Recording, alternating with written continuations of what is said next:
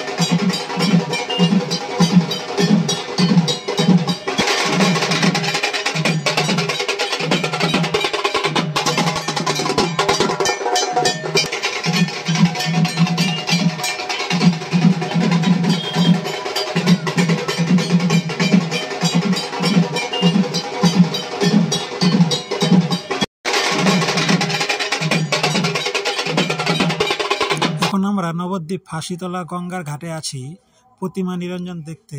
তাহলে তোমরাও দেখতে থাকো কিভাবে প্রতিমা নিরঞ্জন হয়, সেটাই